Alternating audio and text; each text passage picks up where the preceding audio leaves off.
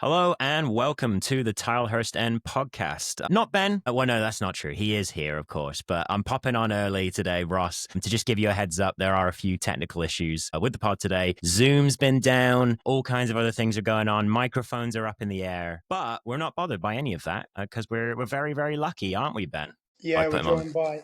No, I'm still. Just because you nicked my intro, I'm still at Yeah.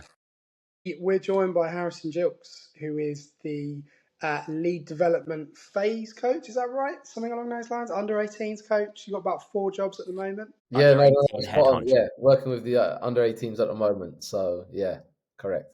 Yeah, and ahead of the club's massive final on Tuesday against West Ham, the under 18s final live at the SCL. We're going to be pushing tickets all the way through the pub. We keep coming back to that. We thought you'd get you on and talk about the success you've had this season with the team.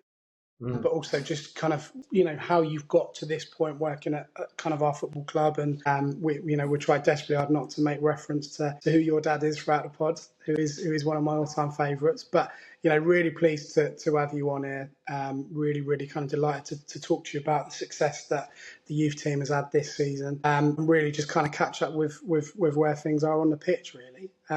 Before we do that, massive thanks as always to you guys for listening. It is a special, and it's not really a numbered pod. We're just doing it as a kind of a one-off. Very lucky to have Harrison on it, and also thanks to ZCZ Films who support us with absolutely everything that we're doing and continue to do so. So thank you very much for their support, and of course to you guys for listening as well. Really, really appreciate that.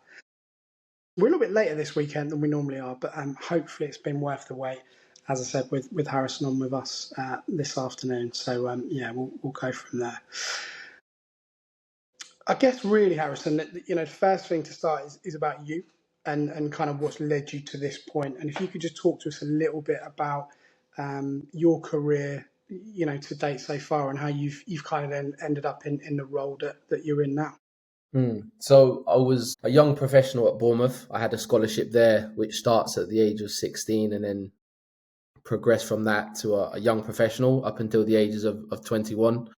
Unfortunately, at that point, I developed arthritis in my hip, a condition where I probably wasn't able to perform as consistently and to the level as I would like. So dropped out of professional football and then went into non-league for a bit. Played for some good non-league clubs in Slough, Poole Town. But as I played and as the years went on, it got progressively more difficult to perform at the level required. So I kind of had to knock playing on the head, which was a big thing to do. And if you ask most players, young players as well, I was still 23 at the time, it's not an easy decision to make when all they've wanted to do is play football. Yeah. But there was another way I could kind of get my passion for football out, and that was through coaching. So just started doing my coaching badges, worked with the development squad at Reading, so kind of the shadow squad, which was great for me just to get some experience. Worked in soccer schools, local schools, and kind of community work. And then also did a bit of non-league adult coaching too. So I had a real blend and variety of experiences. And then I managed to get on a professional player to coach scheme with the Premier League, which was about 4 years ago, and did that in partnership with Reading. And yeah, since then I've been at the club and have just been learning and enjoying my time really. Very grateful for them. You at Tadley as well? Yeah, so that was where I kind of got that experience with the men's. I was going to ask actually there with you because you mentioned the men's and non-league. So I'm a coach as well, nowhere near as at the level of Harrison, obviously. But I'm always thinking about like how difficult and like the behaviors you get out of various levels or ages of players and stuff. So who was more difficult to manage, the U18s or non-league adults? Who was worse behaved?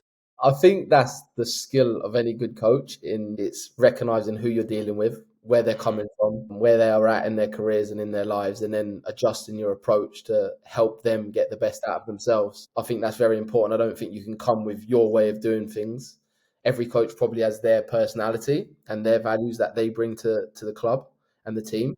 But it's so important that you understand the people you're working with. So Yeah, I've got to sit on the fence with that answer. No, that's fair. That's fair. You make a really, really good point. Like the first thing, when we're putting together like a game plan or a session plan or whatever, is like thinking just the basics of like who is in front of us. So yeah, starting from there is really interesting. So all right, tell us then, Harrison, what makes Reading's Academy so good? It has saved us, I would say, over the last 3 or 4 years. We've seen lots of great graduates, and just that wall outside the entrance just keeps growing every year. What makes Reading's Academy so good? I think it has to be the people inside of it. And when I say the people, I think it's their passion and love for the club. If you look at the employees within the academy, a lot of them have worked here or there for over 10 years. So they really understand what it means to work at Reading. A lot of them are from the area as well and have been fans themselves. Like they would have grown up and watched both promotion seasons, myself included. So when you've done that and you've got that affinity to the club, going above and beyond is something that you want to do. It's a natural thing to do.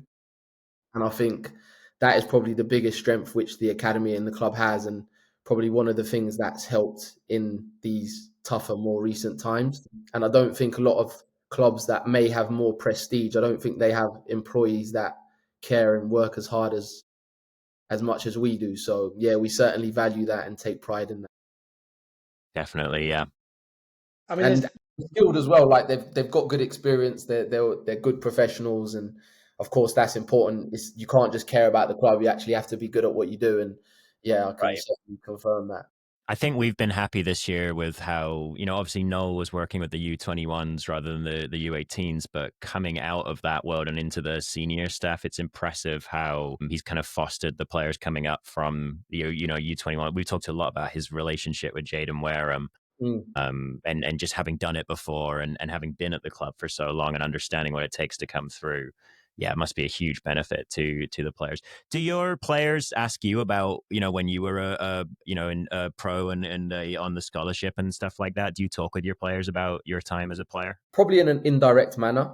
They're Yeah. probably, because it was so long ago now, and I didn't have a career to the level that some of these other more illustrious names did. They're probably not as interested in my experiences Fair. as I might be, but I can still help them because a lot of the scenarios and situations they've been in, I've been in as well and have navigated them previously, whether that's dealing with injury, whether it's dealing with the pressures of a big game at youth level, whether it's trying to earn a professional contract, whether it's like trying to transition into the first team. I've kind of experienced those things as well, so it helps me relate to them. I just try to do it in an indirect way, because you know what young adolescents are sometimes like. They've got everyone in their life telling them what to do and what to think. So Right, right, you try yeah. not to be another voice that's I love telling them. that, yeah. You're trying to provide that like opportunity for them to progress Yeah, by themselves almost. yeah, and guide them where you can. Love it. Love it. Yeah. Ben, I'm talking a lot. Please feel free to ask some questions. As soon as we get into coaching, it's really interesting. oh, are you a coach? You hadn't mentioned it. I just thought. Oh, what? Harris, I mean, you were kind of officially announced as the lead professional development phase coach in January. Obviously, you'd spent kind of around 4 or 5 years. Hopefully, I got that right. In and around the club. Just talk us through, because obviously that's quite a mouthful. As what does your kind of day to day look like, kind of at the moment, and what are what are you responsible for within the club at the moment? So I'm responsible, I would say, for managing the under 18s group, and that sits within the professional development phase. So in the professional development phase, you've got two age groups. You've got the under 21s, and then you've got the under 18s. So I'm responsible for kind of coordinating the whole program for that group. And I say the whole program because it's so much more than just football. It's education, it's sports science, strength and conditioning, analysis, psychology. So that all needs to join together, and it needs to fit together in a way so that it helps the players and gets the best out of them from a footballing perspective, because we exist to help develop them as footballers, right? Those components can't exist in silos and in and of themselves. So I'm probably responsible for that, which is good. My job's made a lot easier because I've got great staff around me who are experts in their own areas of their own discipline, should I say. And yeah, I'd say that's probably the best way to describe it. And of course, the footballing side of things and going after that. No, but I think building that holistic character is really, because you're working with younger players, of course. So sort of building that character, I think, is really important too. And I guess follow-up question to what you just touched upon before, Ross kicks off with the intricacies of the coaching and sessions and all that kind of stuff. How easy or difficult is it for those young players to stay focused on the education side of it in terms of the schoolwork?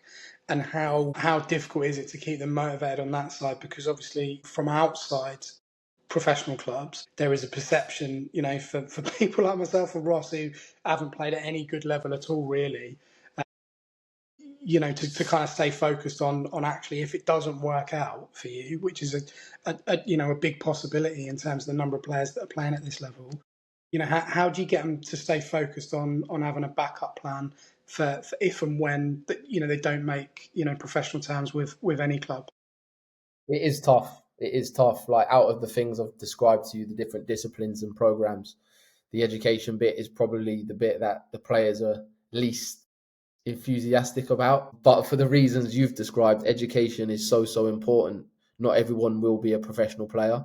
And sometimes that might be through things that are outside of your control, such as injury or bad timing, bad circumstance.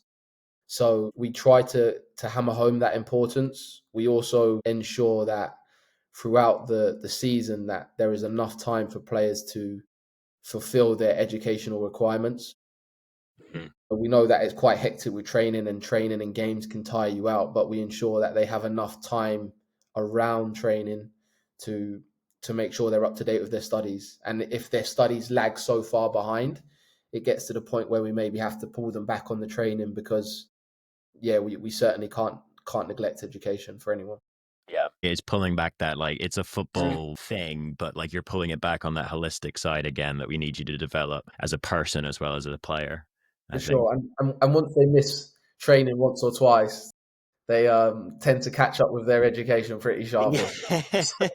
So we don't want to do that, of course not. But yeah, sometimes needed. That makes complete sense. A question kind of coming off the back of that and thinking about the the player as a person as well. I think it's kind of interesting at the youth level because we try to remind ourselves to think about players as people at the full adult level, but often see them as just these superstars, or you are the striker, or you are the guy who does this. Do you ever run into, I suppose maybe not so much at the U18 age group, but do you ever run into kind of, what's the way to phrase this? Do you ever run into sort of not disagreements, but debates with parents about the development plan they have in their head for their player, or are the parents very good about handing off their player to you, to shape as a footballer? I'd probably agree with the latter more so. I think we've got good relationships with the parents, and I think there's probably a few reasons for that. I think we've got a really good history, a rich history of helping players develop and demonstrating that we have their best interests at heart. So I think that probably works for us. We also try and be really open and transparent with our communications with parents, and we'll have regular meetings and phone calls with them so that we're on the same page. That's probably the most important point, right? That you're on the same page and there isn't a kind of a lack of clarity but between where the player is and what we feel they need to do and what they feel they need to do. Yeah, constant communication is good, and yeah, sometimes the history does help.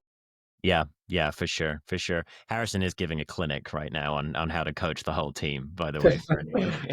Yeah. So question again on that with coaching. Can you give us a sense first of like how many sessions per week you're working with the U18s?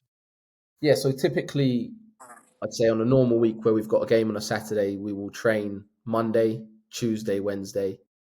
We'll have Thursday off, but the guys will be in for education on that Thursday. And then we'll train on a Friday before playing on the Saturday. So I'd say roughly around four to five sessions a week. Okay. Yeah, they're really putting their body through it.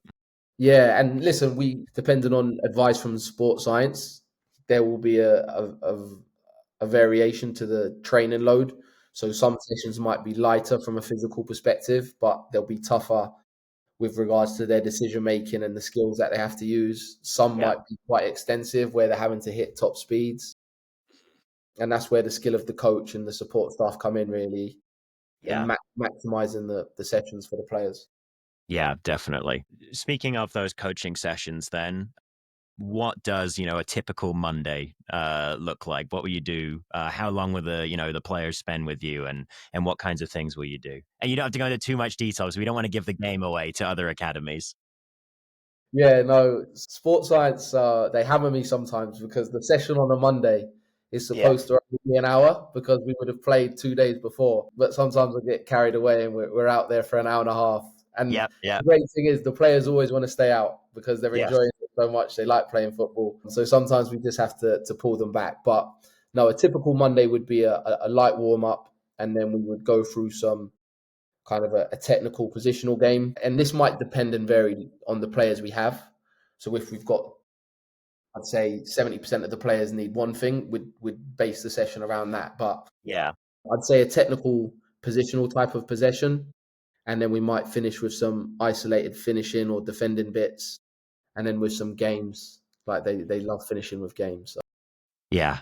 They call it scrimmage over here, and Yeah, they call it scrimmage. they're constantly asking about scrimmage. When are we scrimmaging? All of this kind of stuff. I'm like, never. If you ask me one more time, we're not doing it. Here they call it bounce games. Bounce games, okay. Yeah, bounce games, but yeah, it's the same concept. Love that. How many player, Ben, I'm going to let you talk any second. I'm sorry. Well, one last question on the session. How many players on average in the sessions that you're coaching? So this season, it's varied a fair bit, and you'll probably know that there's been a fair few under-18s that have played in the 21s. Right. The first team, which is great. That's why we exist. That's what we want. That's success for us. So that's varied. We've also had a fair few injuries this season. Mm-hmm. So that's impacted it too. But I would say sessions this season have varied from between 6 to 18 players. Nice. So yeah, you've got to be ready to adapt. Yeah, for sure. I mean, that leads me on to the next question, really. You touched upon a little bit there, but I'm thinking of Andre Garcia, who is 17 still, 16, 17. Yeah. How impacted has your under 18 side been by the first team having to rely on a lot of younger players, and obviously those players getting promoted in inverted commas to the under 21s as well? Like, have you found that quite challenging to kind of match up with what those other teams need in terms of their requirements and the skill level that the under 18s have got? Is it that you are potentially scrabbling around for players sometimes? Like, how does it work in terms of those conversations with the other members of staff, and how difficult has it been to kind of plan those sessions knowing that you might one of your players nicked by one of the other team? No, really good point, and there's loads to unpack there. I think one of the things you mentioned is players playing up, and that's brilliant for the player because it stretches them and tests them in a way which players at their own age aren't able to do. It also provides them with an opportunity to prove to the coaches that they can do it.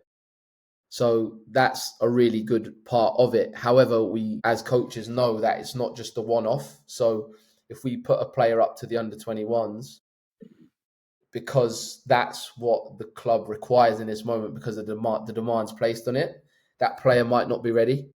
Yeah. There might be certain aspects he's got to kind of work on still. So we'll have conversations and make sure that we're providing the player with feedback after so that he's clear on what he needs to work on, because it would be easy to just throw the player up and just let him get on with it. But not all of them are able to cope and adapt. And that's where we kind of earn our money as youth coaches, really, in providing that support after. With regards to, has it been more competitive or been tougher to be competitive for the under-18s on a Saturday?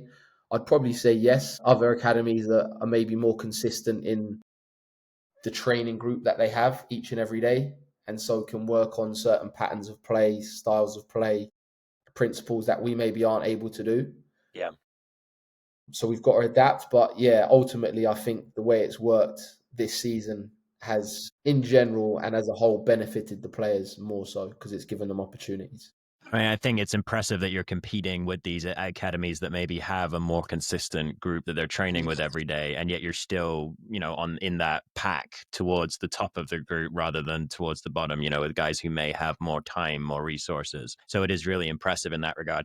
Quick question: does Andre Garcia have to go to the schoolwork thing with you guys on Thursday? Yes. Okay. His day is on Wednesday because the first When? team have Wednesday off. Wednesday and Monday afternoons, yeah. You'll Nice. find Andre Nice. in the classroom. That's I got amazing. told the other day, and I don't know if I told you this, Ross, but I heard that he has to get, because of his age, he has to get changed separately from the other players on match day. Is that true? I'm not sure. I'm not sure. It I wouldn't don't know. surprise me. I mean, with regards to safeguarding, that Yeah, wouldn't. of course. Yeah, It just just blows because my mind. Honestly, because you just, I don't know, they step on a pitch and they're men and they're ready to go on the rest of it. But I always have to check myself and remind myself that he is very, very young, in still, terms yeah. of that. And incredible talent, absolutely incredible talent. So hopefully we've got a few more of those, in the book somewhere along the lines, and we'll talk about that a bit later on. I'm just looking at your results. Since February, you've, I say you, the club, under 18s, beaten Leicester 4-2, Everton 2-1, Spurs 2-0, Norwich 5-2, Liverpool 3-0 in the semi-final. I'm going to talk about the final later on. That's upcoming. Fulham, beat them. Lost to Chelsea, beat Brighton 3-1, and then a fantastic warm-up result on Saturday, beating West Ham 3. In preparation for the final to come on the weekend. That's a tremendous run of results. I haven't even mentioned the draws there. That's quite an incredible run for any team, let alone a youth team that has been affected in a positive way by players stepping up and being promoted and so forth. What do you put that run down to? Is it the way they're coached, the players? What? Because you're beating some traditionally really good academies. No, we are, and the results speak for themselves. Really, it's just how the players have. I think the strength of the group is their togetherness, and they've been together. I'd say for some of them have been here since they were 9, so almost 7, 8 years. I think they really enjoy playing with one another. Their mesh and blend of personalities. When something just fits and clicks and goes Yeah. right. I think we've been very lucky in how that's happened, and I think that's been the backbone to the success of those results. But yeah, they've demonstrated fantastic ability to work hard each and every day. I don't think those results are luck. I don't think they can be luck when it's been that consistent for that period of time. And if you came and watched them train on a Monday through to a Friday, none of that would surprise you because they work so hard and apply themselves so well. So yeah, I didn't realize it was like that. When you read it out like that, it's something to take I'm pride just in. looking over them again. That's one loss in all competitions since the 25th of January. That was the day Yeah, you took over. That was the day that was the news announcement, was it? I think it would have been around then. Yeah, would have been around then. Jokes Well, effect. That's for We lo- we, sure. lo- we lost the first one, I think. I was going to Away say, at No, you no, Villa. no, no, we no. lost Forget 4-0 about to that Villa, one. so That was the that manager's wasn't a fault. good start, was it? But they're incredible results, absolutely incredible results. That's quite something, and we can't get away from the fact that obviously the club overall is doing at most levels. Obviously the first team have been outstanding. Is there a conversation that you have with the other coaches, and do you try to match up the tactical elements of what those other teams are doing with the under-18s, or do you have license to go, these are players I've got, I'm going to set them up in the best way that I can, same with the under-21s and same with the first team? Yeah, we try and work to principles as best as we can. And don't get me wrong, like if the first team came tomorrow and mandated that we play a certain way in a certain formation, we would do that immediately to serve them. But they are quite open, and I think from having coaches and managers that have been inside the academy themselves and haven't had experience in the academy, they know that it's useful for the players to experience different things, different formations, Yeah. different ways of doing it, so that when they do step up, they can be adaptable. Because being adaptable in football is so key and crucial now. I was gonna say, yeah, because I've sort of perceived it almost as like not a full shift, because it would be, you still set up a team in some sort of formation, at least out of possession, but like, is there been, I guess, do you still group players by like position groups or like roles, just as important? Like, I guess, how do you categorize players in this day and age? I feel like it's changed a lot in the last 10 years. It probably has. I think one of the things we look at using is looking at what players can do. What Yeah. are they really, really good at? What's going to hopefully get them to the 20s? What's going to hopefully get them to the first team? And then we find ways or areas or positions on the pitch where they can demonstrate that as best as possible. Mhm. And whilst we're doing that, we're also trying to teach them how they can minimize or mask those weaknesses that would maybe hold them back. So yeah, we try and see it from a strength-based perspective where possible. But yeah, of course, formations are important. You need to have a structure. I think that's really important out of possession as well when you're trying to be hard to beat in competitive. I think one of our listeners, I'm going to bring this question in now just because it's kind of interesting to what we're talking about with formations then. So one of our listeners, and you can tell them if they're wrong, don't worry, we won't be mad.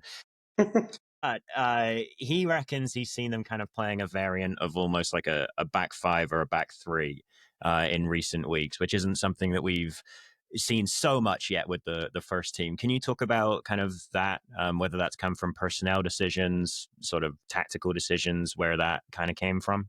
Yeah, no, he's correct. Or Yep. All she's right, correct. good. You're Are right. correct. And yeah, I think as you've alluded to there, you look at the personnel which you have available to you on that weekend. You look at who needs certain minutes. You look at which players are restricted.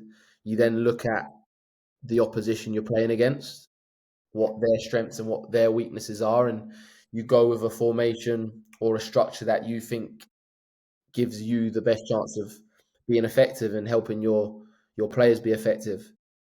So it can change. I think that the listener is correct, but within that, there've been certain elements or certain days where we've gone with a back four, or we might have changed at half time. So it all depends, and I think that's one of the strengths that we've shown as a group. The players are able to adapt the drop of a hat to this or that. That certainly will aid them in the future. I'd like to think that's kind of something we're going to come out of this whole off the pitch debacle with is that kind of just applying ourselves and adapting. Kind Mm. of as you said, that so many players have adapted on the first team as well over the last year Yeah. in an incredible way. And actually, I guess so talking about the first team and there being so many young players in there now, do the players that you're working with, see that as exciting? Do they see that pathway through to the first team as being somewhat open to them or more open than it could be? 100%. I don't know so much because I don't ask the players, but if I was to look at the number of under 18s players who have trained with the first team this season, I think the majority of them would have had some experience in some form. And if you compare that to 5 or 6 years ago, that would be vastly different, I'd imagine. Yeah. Now, that's not always a good thing. You need to get the balance right, and the players need to be in the right place to be given that opportunity. With regards to providing a pathway and opportunities to progress, I don't think there's another club right now that can rival the pathway which Reading offers. Yeah. Agreed. All right, Ben, I've stopped asking coaching questions. No, I mean, there's a load of players we could talk about, but possibly the player that has caught my eye literally just for his name, and I know he plays centre back, and we are looking for possible replacements for Tyler Binden. If we can't bring anyone else in, Jacob Neptune, the greatest name in football, has to be at the moment. How far can he go at the moment? Jacobs progressed really well from the start of the year, where he was battling some injury issues, but he's worked hard, and that's something which he demonstrates each and every day, whether he's on the pitch or off the pitch, an application and professionalism in how he works. So that's certainly a trait which you look at the best players, they typically all tend to have. So although he didn't play at the start of the season, he was working in coming back, and I think he came back around November time. But his run of form and how he's done recently has actually coincided with the team and how they've done well over the 2025 period. So he certainly contributed to that.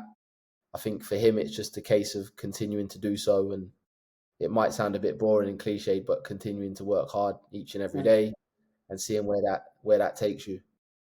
Because I the thing mean, you count on at Reading is if you continue to do that, you will have an opportunity in some way, shape, or form at some point. and it's really exciting. I mean, there's a number that we could talk about, but for those players in particular, and as you said with Ross just a minute ago, like you see these players leaving, and actually, like there is a pathway for these players. That there is a really clearly defined pathway because of the way the club is at the moment. Is it quite easy to convince players to stay? Maybe when there's other conversations with, traditionally larger clubs or more money on the table, or is it one of those where you kind of have to be realistic about our players, being poached by other clubs around, not just geographically, but within the league and the age group itself.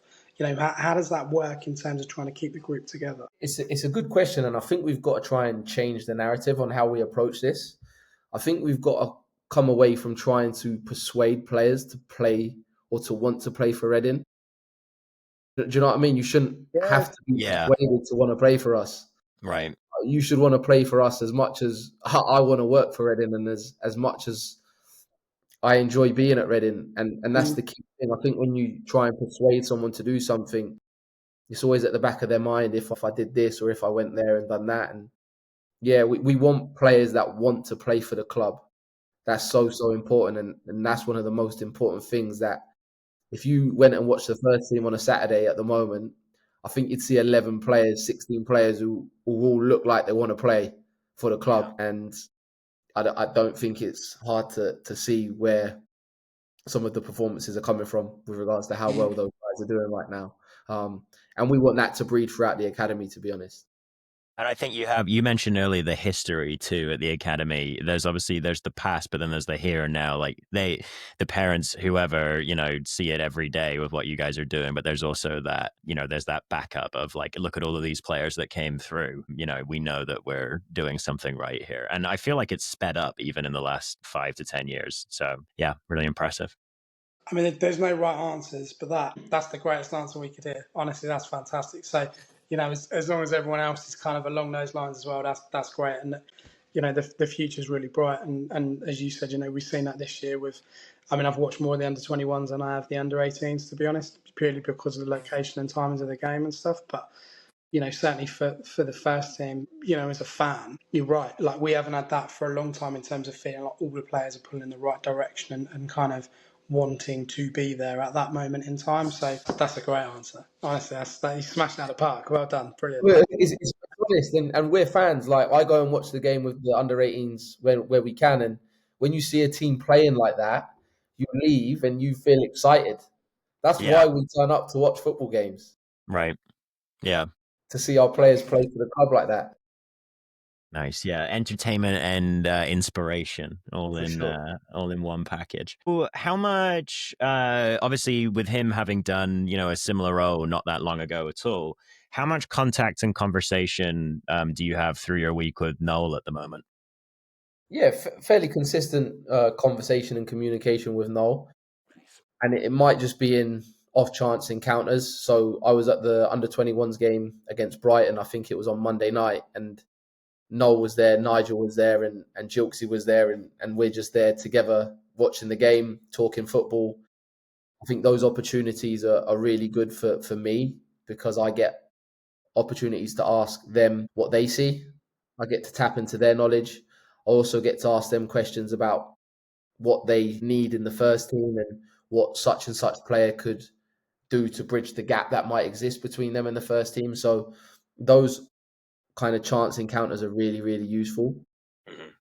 I also speak with Mikel Ledgerwood near enough every day, and he'll give consistent feedback on players that have played up and ones that have done well, and areas for improvement of other ones who maybe haven't done as well. And I just think that really helps, to be honest, the players when they go up. And a lot of the players worked with Ledge or Mikel earlier this season, so that you can call him Ledge on this podcast. Don't worry, we all know who you mean. Don't worry.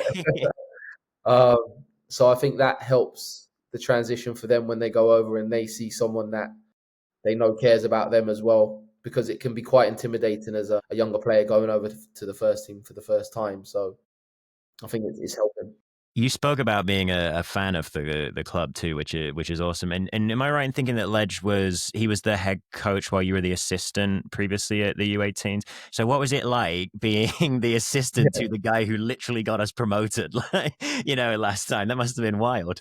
Yeah, it was more surreal when I first joined, to be fair, 5 years before. Yep. But yeah, since then I've worked with Ledge. He was the 18s coach and I was the 16s coach. So we Nice. would talk a lot and collaborate a lot. And then I got the opportunity to work under him and with him. Yeah, he was brilliant for me. He taught me a lot. And yeah, very grateful to have had that opportunity. I do get a little, it's funny you're talking about being excited at the games. I get a little bit excited seeing him sometimes, where I'm just like, there's always Nottingham Forest in the back of my head when I see Ledge. Like, I just can't get it out of there. So yeah, that's what makes me feel good about this season, having him on the touchline too. For sure. For sure. With those people on the touchline, it makes you believe, right? They've been there and It done it. really does. It And really who does. knows where we'll go with it and how it will end, but you certainly believe, or I do anyway. Last question before we talk about your massive game next week. Less than a week away now. It's next Tuesday. I'm going to put you on a spot here because there's been a big conversation amongst fans online and I guess in person as well. What is the difference between Cat 1 and Cat 2 academies? So there's a fairly sizable difference with regards to your games program. And what I mean by your games program is who you will typically play each week. Now, that might seem like a small thing, but it's actually a really big thing because if you ask coaches and players what often drives your level of improvement up the most, it will be the players you play against. If you play against better players, you're going to develop and push yourself to a level than maybe playing against lesser skilled players. I think having a Category 1 academy also means you attract the best talent in the country.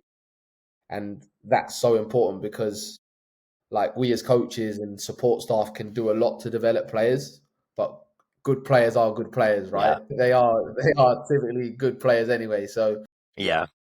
that's so important in being able to attract the best talent. And I think that then impacts the level within the group, and good players push good players to develop further and further. So yeah, I'd say attracting the best talent and also providing that talent pool with challenge at the appropriate level to make them as good as they can be. I feel like most I mean, teams that I've had, especially once you get up to higher levels, are like 2 to 3 really solid, great players, and then 8 or 9 really hard workers who are talented enough to get by, but they work hard, and that's the most important thing. They love their game and all that kind of stuff. But yeah, like you say, sometimes good footballers are just good footballers, and if we get them as coaches, we're lucky.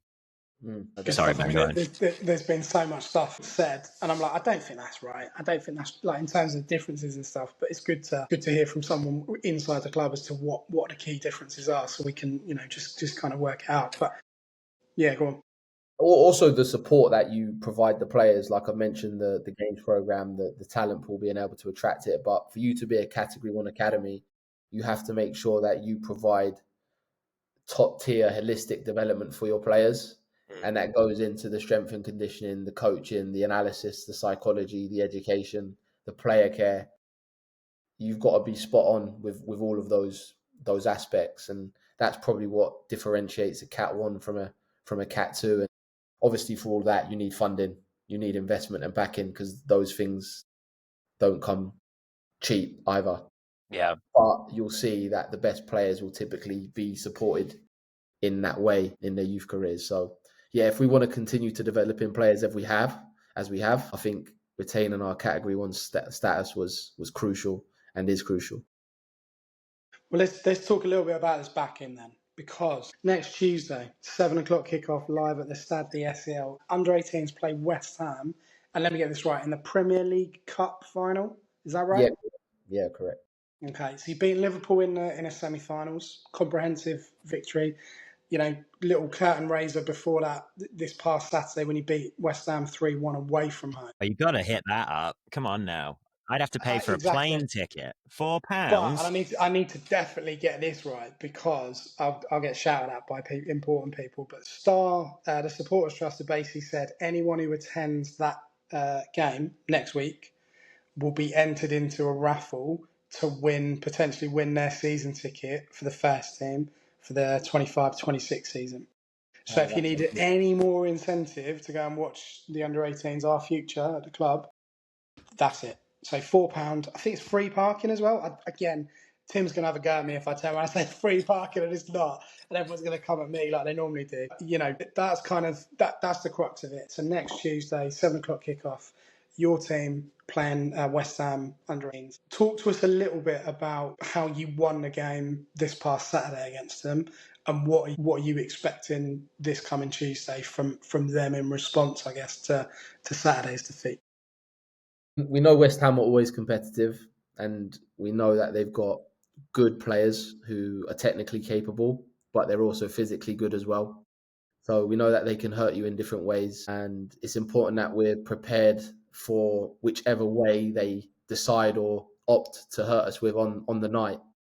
I think beating them on the Saturday or the Saturday just gone was very important because it maintained our momentum that you've alluded to earlier in the conversation. So being able to maintain that momentum was crucial for us, and it's certainly going to add to the energy that we're going to feel on Tuesday Cup final night with the supporters being able to attend. So yeah, we see it. We see the game as an opportunity, something that we're excited about, something that we want to go and approach and show our best side to. We want the fans to leave excited as well. So hopefully we can prepare in that way and give ourselves the best possible chance of being successful. Now, will it be chippy? Because I see West Ham got 2 red cards in that game. So what on earth was going on there? Do you know what? It wasn't any confrontation between the teams, to be fair. One was a foul, I think, on the 60th minute mark. Yep, you're pretty much bang on. Yeah, stopped a counter attack, and then one was, I think, it was for dissent towards the referee, 2 yellow cards. Okay. So Nice. yeah, I don't think there'll be any animosity. Nothing no handbags or anything. No. Nice. Okay. Well, definitely get down there though, because it sounds like it could be, despite what Harrison is saying, it could be spicy. So that sounds like it'll be spicy when we win the thing anyway. So that's exciting. I see what's actually really exciting about it is that Reading have won this cup once before, I believe, like 10 years, maybe longer ago. So good to stick another one of our names on the cup. I think the 21s won the cup. Okay. Might got that wrong. I think they won it the first year it was created. Okay. I think my dad was involved in the 21s team that won that. Nice. So yeah, it would be nice to finish it up. Bring it home. Keep it in the family. I mean, these are games that first of all, as a player, you want to play at the highest level, and it doesn't get much higher at under 18s than the cup final, right? Mm-hmm. But exactly. In terms of coaching, it's a big stage for you as well in terms of career progression and what might come out of it as a result. Because whilst the players are getting noticed, like the job that you've done and your backroom staff have done as well has been absolutely phenomenal. There must be a part of you that's like really, really excited for Tuesday and just kind of almost like counting down the minutes to get into the stadium and go and win, surely. Yeah, I'm excited for the game itself. As you said, this is what you work for as a competitor, either as a player and as a coach. I'd be very, very, very pleased if we're able to win it for them, for where they've come. I've worked with some of these players for 3 to 4 years now, and I've seen them over their journey. I've seen them in difficult times. I've seen them in good times. They're going to progress, some of them, to the 21s next season and beyond, and our journey together will obviously stop. So it would be a lovely way to kind of top it off by winning it together. But those things are out of your control as well. You know what I mean? We're going to try our best as we always have, and the chips will fall where they'll fall. Now, will you be a tracksuit or manager on the sideline, or will it be a full suit for the cup final? One of the players told me this. He said, Dennis told me I've got to wear a suit to the final. Yep, I think so. But I think I'd get hammered if I wore a suit on the top. All right. Well, listeners, we got to fund a nice 3-piece Gareth Southgate. Yeah, exactly. For Harrison.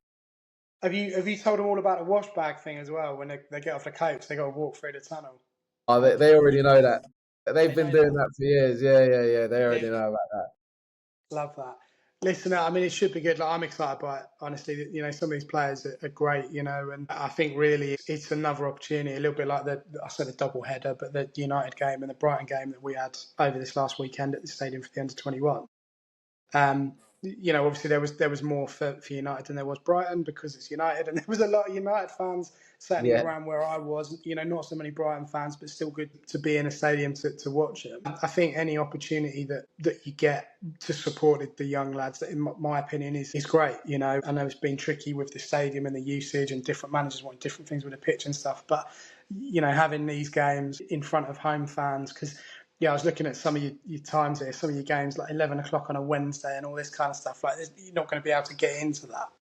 It's a really, really good opportunity to go and support the players, and obviously to support Harrison and his coaching staff as well, and ultimately to support the club, because, like we've said, whether it's women's, whether it's under 9s, whether it's under 21s, first team, under 18s, whatever, all under the umbrella of Reading Football Club. Yeah, we really hope you do well. We're not going to wish you luck because we don't believe in luck on the pod. You make your own luck, and you've got this far. I mean, the results, as we said earlier, are absolutely outstanding, really. Really, really good. Final question for you, and again, this is putting you on the spot. Who was the better player, you or your dad? My dad by a long way. He was a lot quicker than me as well, and he had an amazing career. Played, I think I didn't realise he's Reading's 4th time record appearance holder. Yeah. I didn't realise that until the other day. Someone told me, and to play that many times professionally is an amazing achievement. But to do it for one club is an even bigger achievement. It doesn't surprise me when you said he's your favourite player. That's probably one of the reasons. Yeah. Did you ever see him play for Reading? I was young. There's pictures of me in the crowd, and I was young, so I didn't get to kind of remember it. Yeah. But I did. Certain memories. I watched tapes anyway. Yeah. There you go. That makes sense. He was a great player, your dad. Don't worry, Harrison. I think you and I are about the same age, and Ben is often going on about players like Paul McGrath, who exist apparently back in the ether of the 90s or something. Don't worry, you're fine mentioning Noel and all those guys. Yeah. Yeah, exactly.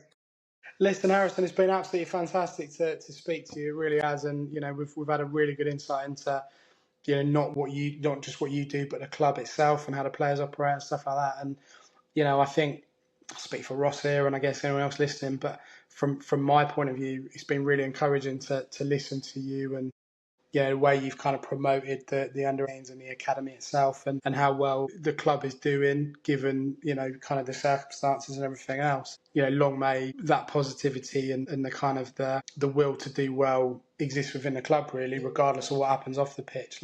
I still would say to anyone, we've had a phenomenal season at most, if not all, age groups. Even the women who've done fantastically well to stay in the division with a couple of games to spare. So it's been really, really encouraging to be able to talk to a lot of people. But you tonight has been absolutely fantastic. So thank you so much for your time. It's getting quite late now, so we'll let you go. Ross is about to have his breakfast or something, given the time difference or whatever he's doing. So yeah. Can't afford breakfast, covered in tariffs. Anyway, thank you, Harrison. This was really, really interesting. Really appreciate you. And best of luck for the Tuesday night. No, really appreciate it, guys, and thanks for doing what you guys do, really, in giving the fans a voice and representing us. So hopefully we'll do what we can on Tuesday. There we go. Yeah. And don't get your tickets as well. £4. I think £4 adults, all online. Can do it all online. Get it loaded to your member card, season ticket, whatever. They're there. Lower West Stand open. Double check the parking, because I don't want to tell you it's free and then get there, it's like 20 quid or something. Yeah, double check that one. Harrison, thank you so much. Ross, we will see you. We've got a weird couple of games now, haven't we? I don't know. We'll be back soon. Never we're back at some promise the day that we'll be back someday. Never do that. Thanks for listening, everybody. Come on, you R's.